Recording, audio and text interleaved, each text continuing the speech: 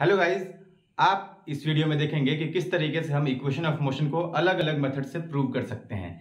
ये जो प्रूव आप पढ़ेंगे ये क्लास 9th में और क्लास 11th में दोनों में ही जरूरत पड़ेगी इसकी। तो चलिए आप जुड़े रहिए हमारे साथ। अगर अभी तक आपने इस चैनल को सब्सक्राइब नहीं किया है तो सब्सक्राइब कर लीजिएगा, क्योंकि ऐसे इंपॉर्टेंट वीडियोस आपको हमेशा ही मिलते रहेंगे। तो चलिए स्टार्ट करते हैं कि किस तरीके से हम इक्वेशन ऑफ मोशन को सबसे पहले ग्राफिकल मेथड से प्रूव करेंगे। तो चलिए देखते हैं। हम एक कॉमन फिगर बनाते हैं। Common figure in the sense कि आप तीन ग्राफिकल मेथड से तीन इक्वेशन आप प्रूव करेंगे, ठीक है। तो एक ही ग्राफ सभी के लिए यूज होगा, ठीक है। इस तरीके से हमने बना लिया। अब ये जो यहां से और नीचे तक है इसको हम v से डिनोट करते हैं। जो ये है इसको हम डिनोट करते हैं u से, यानी इनिशियल वेलोसिटी से। जो इन दोनों के बीच का डिफरेंस है इसको हम डिनोट करते हैं t से। और क्योंकि यहां से यहां तक भी कितना हो गया, u हो गया। आप देखिए इसकी अपोजिट साइड u थी, इसलिए ये दोनों ही u हुए। तो बचा हुआ ये यहां से लेकर के और यहां तक, क्योंकि कंप्लीट पूरा v था और उसमें से u निकाल दें तो बचा हुआ क्या हो जाएगा, v माइनस u। ठीक, ये हमने दिखा दिया। ये जो स्लोप है इसको हम क्या डिनोट करते हैं, a से डिनोट करते हैं। अब थोड़ा आप नाम लिख सकते हैं, a b c d और e, ठीक है। अब सबसे पहला आपको क्या प्रूव करना होता है, सबसे पहले आपको प्रूव करना होता है v equal to u plus a t. किस तरीके से प्रूव करेंगे तो चलिए देखते हैं। इसका जब हम प्रूफ देंगे तो हम लिखेंगे स्लोप ऑफ ट्रायंगल। और कौन सा triangle, A B C. Slope of triangle A B C is equal to A. इसको हम किससे डिनोट करते हैं, ए से। और इसका फॉर्मूला क्या होता है, टेन थीटा, जहां पे थीटा एंगल आप इसको पाएंगे, ठीक। अब A is equal to tan theta का फॉर्मूला होता है परपेंडिकुलर बाई बेस। परपेंडिकुलर क्या हो जाएगा, इस ट्रायंगल में ए बी परपेंडिकुलर है और बेस क्या है, बी सी, ठीक है। ए बी की वैल्यू आप देखिए क्या है, v माइनस यू है, ठीक है। और बी सी की वैल्यू क्या है, बी से लेकर सी तक की वैल्यू, अगर ये t है तो ये भी कितना होगा, t होगा, है ना। तो यहां से आप पाए a is equal to v minus u by t. Cross multiply कीजिए, ये कितना हो जाएगा, A T is equal to v minus u. So अब v को आप यहां अकेले छोड़ दीजिए, ये इधर माइनस इधर आकर के क्या हो जाएगा, प्लस, यानी u प्लस ए टी। तो v इक्वल टू कितना आपने पाया, u प्लस ए टी, ठीक है। तो ये आप अभी क्या पाए, पहला इक्वेशन पाए। अब चलिए हम प्रूव करते हैं दूसरे इक्वेशन को, ठीक है। दूसरे इक्वेशन में हमें क्या प्रूव करना होता है, s is equal to u t plus half a t square. और हम पहले वाले को कर लेते हैं यहां से सेपरेट, ताकि कोई कंफ्यूजन बाद में ना हो, है ना। अब s की वैल्यू अगर हम निकालें तो इसको हम क्या लिखते हैं, लिखते हैं area of rectangle plus area of triangle. देखिए रेक्टेंगल यानी ये वाला और ट्रायंगल यानी ये वाला। अब एरिया ऑफ रेक्टेंगल का फॉर्मूला क्या होता है, लेंथ इंटू ब्रेथ। वहीं पर एरिया ऑफ ट्रायंगल, अब ये राइट ट्रायंगल है इसलिए इसका हम फॉर्मूला लिखते हैं half into base into height, ठीक है। अब अगर आप इस रेक्टेंगल की बात करें तो इसका आप लेंथ t देख रहे हैं और ब्रेथ u देख रहे हैं, यानी u इंटू टी आप लिख सकते हैं, u इंटू टी, फिर प्लस हाफ लिख लिए।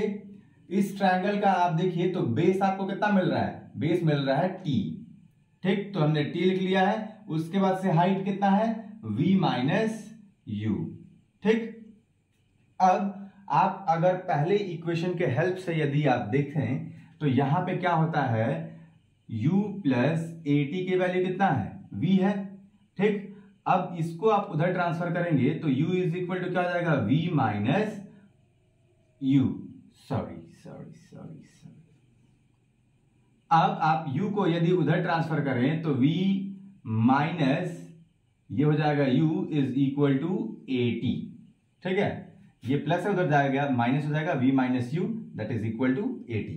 ठीक, यानी कि v माइनस यू की जगह पे हम क्या रख सकते हैं, 80 रख सकते हैं। तो चलिए रखते हैं, u इंटू टी यानी ut हो गया, फिर प्लस हाफ t ये है, और v माइनस यू की जगह पे हम क्या रखेंगे, 80 रखेंगे। सॉल्व करने के बाद से क्या आ जाएगा, ut फिर प्लस ये हाफ, और फिर देखिए a और 2 बार t यानी कि 80 का स्क्वायर, और लेफ्ट साइड में क्या आया जा रहा था, s, यानी कि हम यहां से क्या पाए, s is equal to ut plus half 80 square. तो सेकंड वाला इक्वेशन यही तो था जिसको हमें प्रूव करना था। ठीक है, अब हम चलते हैं थर्ड इक्वेशन की ओर।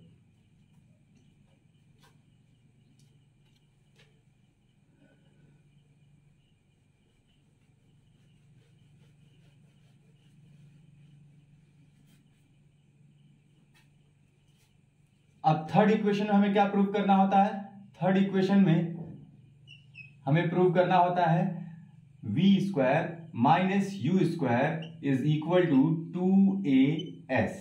ठीक, अगेन हम देख रहे हैं कि यहां पर s आ रहा है।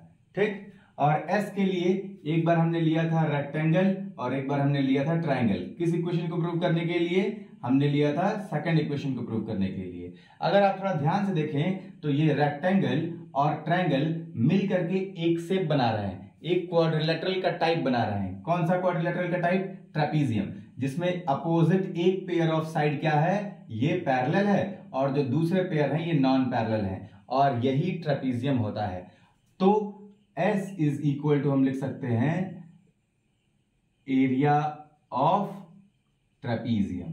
ठीक है, S की वैल्यू ये हुई। ठीक, तो S is equal to area of trapezium का फॉर्मूला क्या होता है, half sum of parallel side into distance between them. ठीक, तो हाफ लिख लिया। कौन कौन से साइड पैरेलल है देखते हैं। एक ये साइड पैरेलल है किसके, इसके, यानी v प्लस यू, सम बोला है ना, तो v प्लस यू, और इन दोनों के बीच का डिफरेंस कितना है, ये जो पैरेलल लाइन है इन दोनों के बीच का जो डिफरेंस है वो है t। तो साइड यानी डिस्टेंस की जगह पर हमने कितना लिख दिया, t लिख दिया। ठीक है, अब हम यहां लिखेंगे हाफ, ये हो जाएगा v प्लस यू। अब t की वैल्यू हम कैसे लेके आएंगे, तो देखिए पहले इक्वेशन का अगेन हम हेल्प लेंगे। पहला इक्वेशन क्या था, v equal to u plus 80। ठीक, ये प्लस इधर आ जाके क्या हो जाएगा माइनस, यानी v minus u is equal to 80। तो ये हो जाएगा v माइनस यू, ये मल्टीप्लाई में है a, इधर आकर के क्या हो जाएगा, डिवाइड हो जाएगा। किसकी वैल्यू निकल के आ गई, t की वैल्यू निकल के आई। तो t की जगह पर हम क्या रखेंगे, v minus u by a। ठीक, अब हम थोड़ा नीचे इरेज करते हैं।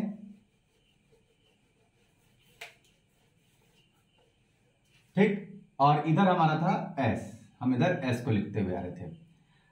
नाउ हम s तो क्या करेंगे, s को s लिखेंगे, ये हो जाएगा हाफ। उसके बाद से इन दोनों को एक साथ में हम रख सकते हैं, यानी v प्लस यू एक ब्रैकेट में और एक ब्रैकेट में v माइनस यू, और 2 और a का मल्टीप्लाई करेंगे तो हमारे लिए क्या हो जाएगा, 2a हो जाएगा।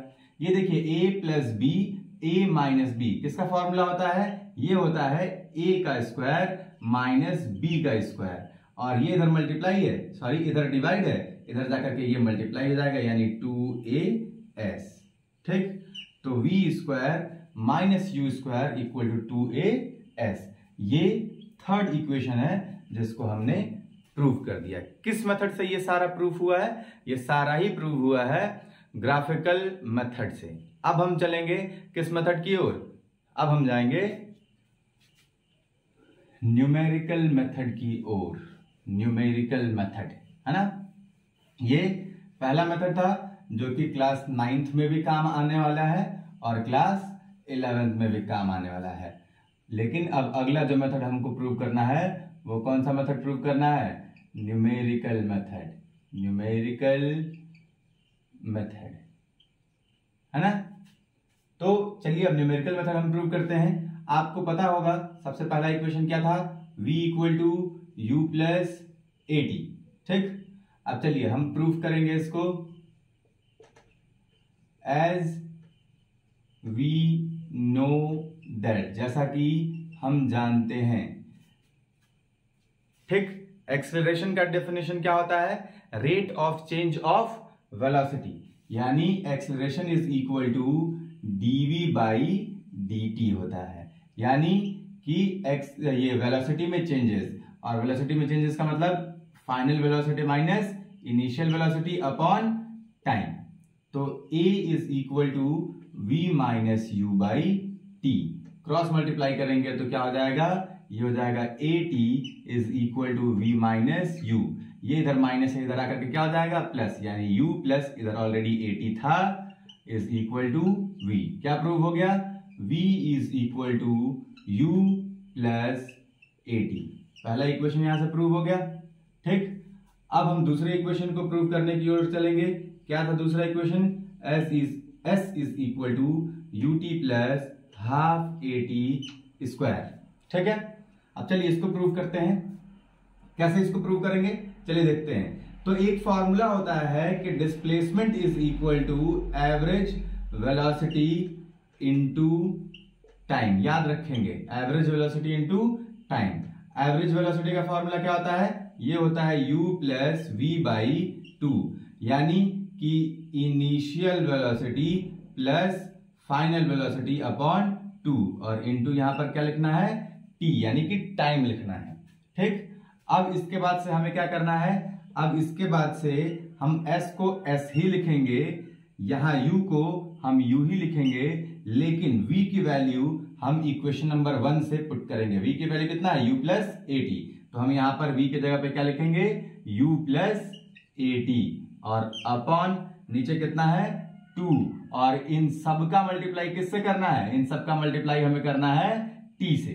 ठीक, तो s is equal to u plus u, that is equal to 2u, और फिर प्लस at। ठीक, और अपॉन 2, और किससे मल्टीप्लाई करना है?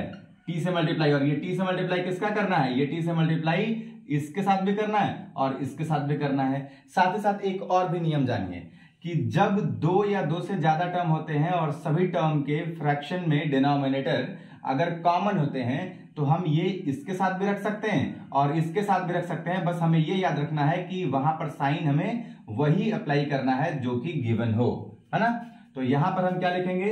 s इज इक्वल टू, ये है 2u, इस t का मल्टीप्लाई इसके साथ में करेंगे तो क्या आ जाएगा? 2ut, और अभी मैंने कहा कि इसके साथ भी ये 2 रखेंगे, इसके साथ भी रखेंगे, तो यहां पे ये 2 हो जाएगा। फिर प्लस, अब यहां देखिए यहां कुछ नहीं तो 1 है, 1/2, और उसके बाद से a t, और इस t का मल्टीप्लाई अगेन इससे करेंगे तो ये क्या आ जाएगा? at का स्क्वायर। देखिए ये 2 से ये 2 कट गया, अब क्या आ जाएगा? s is equal to ut plus half at का स्क्वायर। ये s की वैल्यू आ गई, यानी इक्वेशन नंबर 2 आपका यहां से प्रूव हो गया। ठीक है, अब हम चलते हैं इक्वेशन नंबर 3 की ओर। तो इक्वेशन नंबर 3, अभी आपको मैंने बताया कि इक्वेशन नंबर 3 क्या है। इक्वेशन नंबर 3 है v square minus u square equal to 2as। ये हमें प्रूव करना है। अगेन हमें यही वाला फॉर्मूला यूज करना है। क्या है?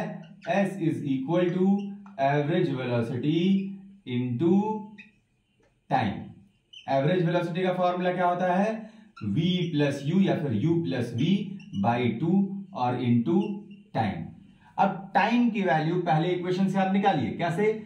v equal to u plus at formula था, ये इधर प्लस इधर आकर के क्या हो जाएगा? माइनस हो जाएगा। ये इधर मल्टीप्लाई, इधर आकर के क्या हो जाएगा? डिवाइड, यानी v minus u is equal to t। यही वैल्यू आपको यहाँ t के जगह पर पुट करना है। ये क्या हो जाएगा? v प्लस यू बाई 2 लिखे, और t के जगह पर आपको क्या लिखना है? v minus u by a। ठीक, किसकी वैल्यू निकल रही है? s की value. s is equal to a plus b, a minus b, that is equal to a का स्क्वायर माइनस b का square by 2a। 2 into a that is 2a। क्रॉस multiply करेंगे, क्या हो जाएगा? ये हो जाएगा 2as is equal to v का स्क्वायर माइनस u का स्क्वायर। ये आपका हो गया थर्ड इक्वेशन सॉल्व। किस मेथड से हुआ है? ये हुआ है न्यूमेरिकल मेथड से सॉल्व हुआ है। ठीक, तो आपने पढ़ लिया ग्राफिकल मेथड और न्यूमेरिकल मेथड, जो कि क्लास 9th में इन्हीं दोनों मेथड का यूज किया गया है। लेकिन अब हम एक तीसरा मेथड भी पढ़ेंगे जो कि क्लास 11th में आपको मिलेगा, और साथ ही साथ चौथा इक्वेशन ऑफ मोशन। अभी तक हमने हर एक पार्ट में केवल 3 तरीके के इक्वेशन ऑफ मोशन हमने पढ़े हैं, लेकिन अब जब आप 11th में जाएंगे तो ये चौथा इक्वेशन ऑफ मोशन भी आपके में किताब में आपको ऐड मिलेगा। ठीक, आपके सिलेबस में भी ऐड मिलेगा। तो चलिए हम सबसे पहले इंटीग्रेशन मेथड से सॉल्व करेंगे और उसके बाद से हम चौथे मेथड को भी सॉल्व करके आपको दिखाएंगे। उम्मीद है कि आपको अभी तक के सारे प्रूफ्स बहुत अच्छे तरीके से समझ आए होंगे। अगर आपको समझ आ गया है तो वीडियो को एक बार लाइक कर दीजिए, अपने फ्रेंड के साथ शेयर कर दीजिए, और अभी तक भी आपने अगर चैनल सब्सक्राइब नहीं किया है तो चलिए चैनल को सब्सक्राइब भी कर लीजिए, क्योंकि ऐसे इंपॉर्टेंट वीडियो आपको मिलते रहेंगे।